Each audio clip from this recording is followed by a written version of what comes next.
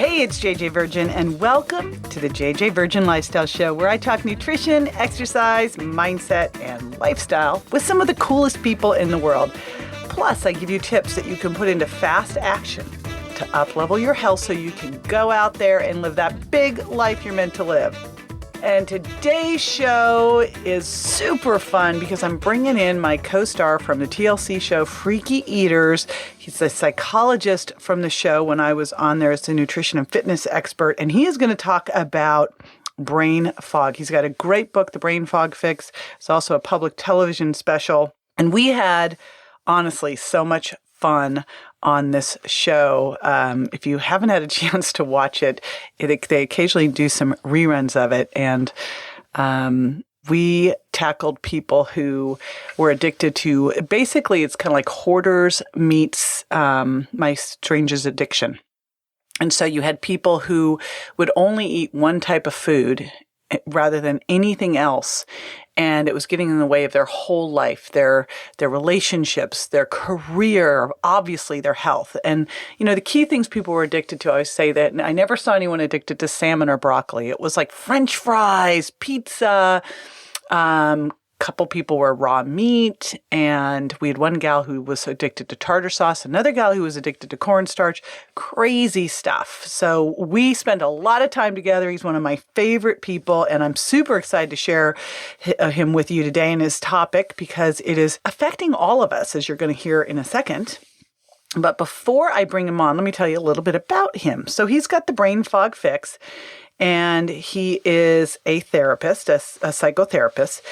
He's been on a ton of stuff. Let's see. He's been the co-host of E's Sex with Brody, the Investigation Discoveries My Strange Criminal Addiction, Logo's That Sex Show, VH1's Couples Therapy, host of TLC's My 600-Pound Life Reunion, and TLC's Freaky Eaters with me. And he's also been on Dr. Oz, The Doctors, Dr. Drew on Call, Wendy Williams, Rachel Ray, Access Hollywood Live, Bethany, Ricky Lake, Anderson Live, Nancy Grace, Nightline, Fox and Friends, and The Today Show. In fact, we did The Today Show together. So he is just a blast. This is going to be such a treat. So again, today's guest is Dr. Mike Dow. So let's do it. Dr. Mike Dow, welcome to the show. I am so thrilled to have you on the show.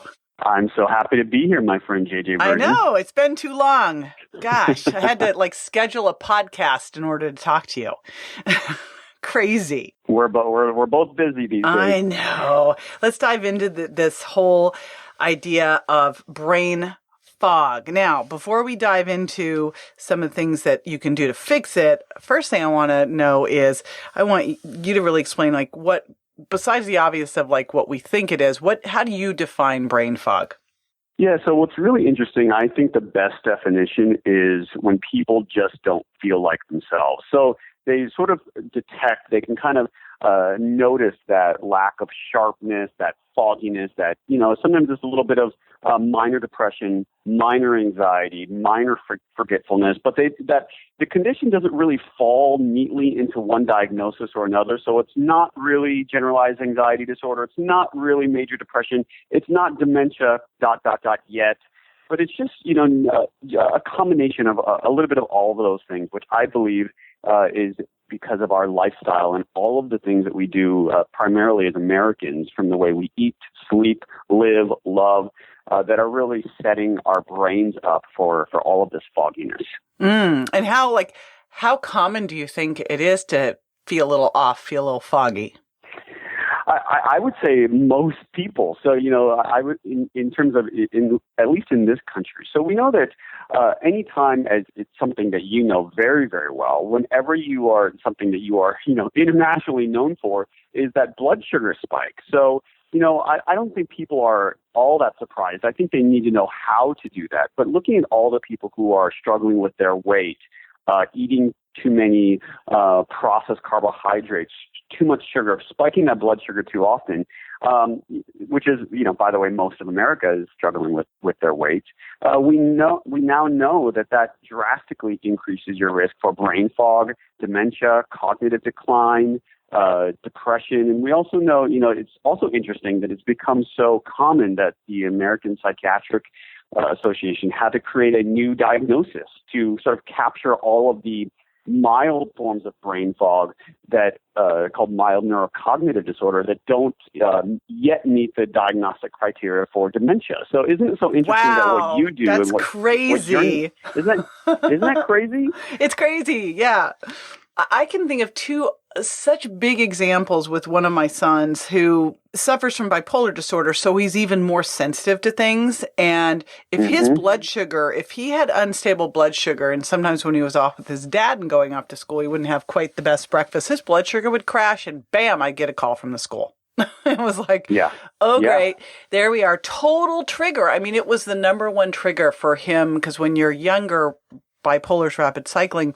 And I remember another time he was at school, and this is what's, crazy in schools, is he won a contest and they gave him a pound bag of M&Ms as the prize.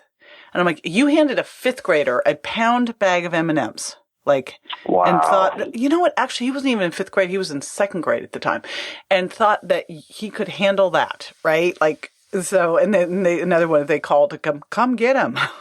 So we kind of know which things aren't so good for brain fog, because obviously anything that could get your blood sugar unstable is going to create a problem. But what about foods that are good to help with brain fog and anxiety and different things like this?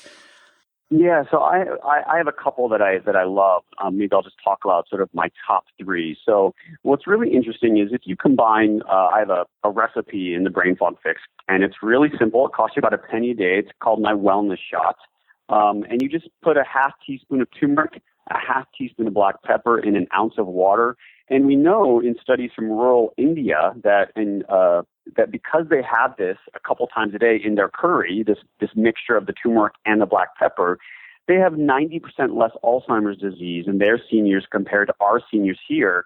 And brain scans have confirmed this benefit. And when you mix those two and you get those in the bloodstream, and that pepper helps the turmeric get into the bloodstream, that of course they can see that it blocks the accumulation of those plaques that can cause dementia, other forms of brain fog.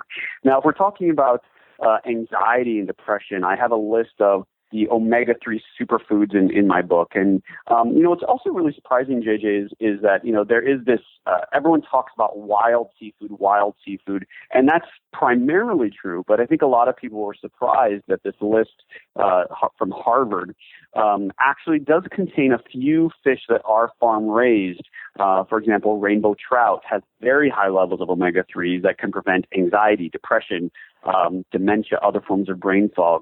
But also very low levels of toxins and mercury, which of course is not true for a lot of other fish like salmon, which of course you always want to eat wild. So it is sort of. Don't you think that's the challenge, though? Isn't that the challenge with fish? Is you don't know if the farmed are good farmed or bad farmed. I mean, that's the biggest confusing thing now is this fish thing. I agree. Well, and not to mention all of the ways that restaurants and grocery stores try to trick you by saying, "Oh, it's fresh Atlantic." Well, what does that mean? fresh Atlantic doesn't mean wild salmon. Yeah, as opposed to stale or But yeah, it is a labyrinth to try to figure out what we're supposed to be eating. I even recommend that people, when they get my book, to take out their iPhone, take a picture of that list so you always have it in the photo section of your iPhone. Oh, that's great. Because we really do need these decoders to eat these days. No kidding. So you have got that list in your book? I do. Okay, yeah. Perfect. Because that's one of the things, and it's the Brain Fog Fix book. That's one of the things that gets really challenging is you kind of do this blanket of eat all wild fish, but it's just like eat all organic. You actually don't have to. We know some of the things you don't have to. You don't have to do organic. Some of the fish you can get good farmed fish, but it's sort of like which way do you go? And then I want to back to curcumin. I know the black pepper can help with absorption of the curcumin, but another thing that of course helps is if you eat some good healthy fats with the curcumin too. So if you can throw that in with one of your, maybe some ghee or something, even better. And then what's your third? Absolutely. Probably olive oil. So, what's also interesting is looking at mental health diagnoses and inflammation and high levels of omega-6s. So, that crap soybean oil is everywhere. Let's call it what everywhere. it is. That crap soybean oil. That crap soybean oil. It really, and JJ, it's crap. And, this also really makes me mad is when they put on a label made with extra virgin olive oil, and then you turn it around and you read the ingredients and it'll say, number 1, soybean oil, number 2, canola, and then somewhere down the list there'll be a little extra virgin olive oil. Yeah, there's a dash of it. Don't you hate the distraction techniques that are going on out there? It's just crazy. Just like you just talked about fresh. It's like, well, what else would it be? Right. It's like not rotten. Right. So yes, you have to flip these things over because you have to become a food detective. And that's why I love lists, shopping lists, because otherwise, how do you know? I mean, I recently got duped at the store and I was so upset about it. I got some almond cheese and had this massive stomach ache. And then I look at it and go, oh my gosh, it's got casein in it. I'm like, why did they why did they put dairy into the nut cheese and not tell, come on. Right. So. Right. All right. Yes, I love those. I love your 3 foods. I'm totally down with those. Now, let's keep talking food since this is a foodie audience. And I just turned 53. Can't believe it. I you still don't look remember. A day over 38 though, so that's good. Thank you. Just for everyone listening, when they first I got hired on the show that Mike and I were on together first, and then they brought him in. They had another guy in who quit, and thankfully, because I got the perfect co-star, my perfect partner in crime. But you walk in, I'm like, great. Now I'm going to look like his mother. Because you look so young. Look like my mother. Well, yeah, I don't really look like your mother because I'm not Asian and Hawaiian, so I certainly don't. But still, let's talk senior moments. I was referring to the age. You could be my half sister, I would say. So back over to senior moments, of which I don't have any and don't plan to, and dementia. What can you do? Yeah. What foods can help? I mean, dementia is a scary, scary, scary thing. Do you have any of the stats of what's going on with dementia? It's crazy what's going on there. Yeah, I mean, listen, dementia, Alzheimer's tripling by 2050. So, this is something that it's really, really frightening. And I think it primarily, there's a lot of different factors. We know that, for example, you want to sleep because, what's really interesting is this recent research shows that, when you sleep, all your neurons move apart. And that's sort of your brain's wash cycle. So any of the gunk or the plaque that was developing gets sort of hosed down, and that's more efficient when you're sleeping because those neurons actually create a little space. So yeah, it's sleep, but and it's the way we live, and pollutants and all that. But I think it's primarily about the changing American diet. When you look at the worst culprit. So the fact that we're using these soybean oil, high omega-6s, factory farming, which I recommend in my book. When people do eat meat, I have a lot of stats on because they are so brain healthy, grass-fed, pastured eggs, dairy, meat products. If you do eat those, I'm not telling you whether you should or you shouldn't, but if you are, you want to stay away from the factory farmed versions because they have much higher levels of those pro-inflammatory omega-6s. Oh, they're crap. They're just crap.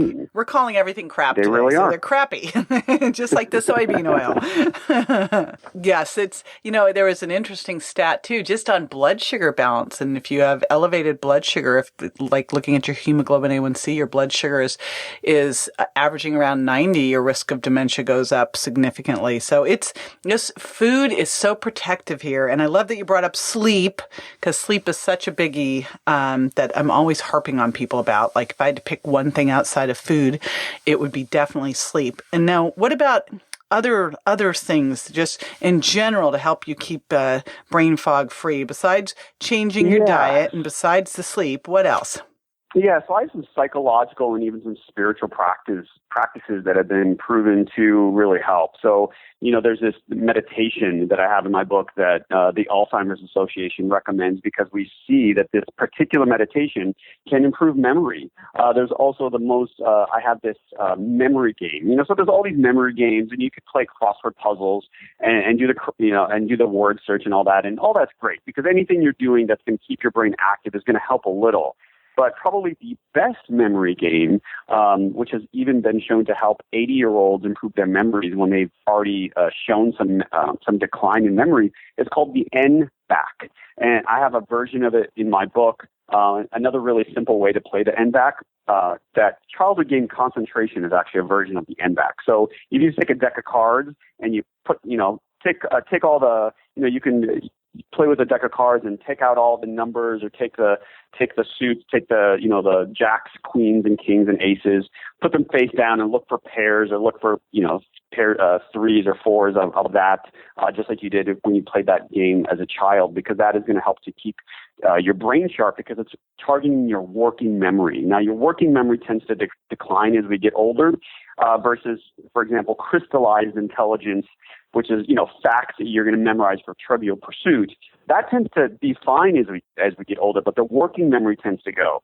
So that N-back is really significant because it can help to preserve that working memory. Awesome. I've never heard about that before. So that's a good one. Is that, how do we go find that one? Yeah, so it's in the appendix of my book. So all right, perfect. The original N-back is in my book, or you can use cards. It's in the book. It's in the book. It's in the book. Get the book. Get the brain fog fix. And speaking of that, if they go over to drmikedow.com, and that's spelled D-O-W, Dr. Mike Dow, what are they going to get there? Do you have anything cool for my listeners? I do, and you're in it, so that's even more exciting. Even more exciting, yes. I didn't know. If you go over to drmikedow.com now, that's D-R-M-I-K-E-D-O-W, there's some free videos for the online class based on my book, which is called the Brain Fog Super Fix, which includes 7 New York Times bestsellers and myself. So that's a total of 8 New York Times bestselling authors, experts in all their fields, everything from medicine to nutrition to meditation, spirituality, and I have the best of the best as part of this course. I'm just really excited about it. And there's a bunch of free videos. So if you go to my website, you'll get some of those preview videos. And we had a lot of fun doing that. Yes, we did. We sure did. We did. Love cooking. I love watching you cook, JJ, because I'm not a great cook. But you're good. And I'm a blender. I like to blend. That's my favorite way to cook. Yes. Throw it in the NutriBullet, hit go. Best of all. Well, thank you so much. And I want to remind everybody listening to go to drmikedow.com. And thank you so much, Mike, for joining me. So awesome having you on the show. Now, after the break, I'm going to be answering a listener's questions. So stay with me. What if everything you knew about food, sugar, and health was making you fatter? Join JJ Virgin on her free Sugar Impact Secrets webinar and discover the truth about sugar. JJ has helped hundreds of thousands achieve fast, lasting fat loss with her fat-burning strategies. And now it's your turn. Visit www.jjvirgin.com now to attend this free webinar and start to lose weight faster, feel younger, and break the hold sugar has on you forever. Register for free at www.jjvirgin.com. Welcome back. This is the time where I answer a listener's question. I love this time. And today's question is all about one of my favorite topics. It comes from Lynn Morgan, and it is, can you talk about leaky gut? What is it? Best foods to eat or not to eat? All right, Lynn, I sure can. So your small intestine should be semi-permeable. Some stuff should be going out, but not a lot of stuff. What happens with leaky gut is your gut wall becomes more permeable and things get out into circulation that shouldn't be out there. When that happens, your immune system goes, what the heck is going on? And it launches an immune attack against things. So, for example, and usually this leaky gut is coupled with inability to really break down protein well because due to low stomach acid. So leaky gut tends to happen because of stress. Stress makes your gut wall more permeable. Gluten can actually release a protein called zonulin that can make your gut wall more permeable. Fructose can actually poke holes in the small intestine and make it more permeable. A lot of different medications, especially pain medications, can do this. There's also some question about different, things like artificial sweeteners and genetically modified foods, and some of those being an issue as well. But especially stress, gluten, fructose, and different medications are biggies here. And So what happens is you eat something and you should have enough hydrochloric acid in your stomach to start breaking down the protein, because this is specifically a response to proteins in foods. It's not going to happen from the fat, it's from the protein. If you haven't been able to break it down well in the stomach, now it's getting into the small intestine. Now your gut's more permeable. And some of these things start to get into circulation, cross the barrier where they shouldn't be. And your body sees these things, they're called antigens, and it creates antibodies against them to basically neutralize them. The antibodies grab a hold of the antigens, create immune complexes.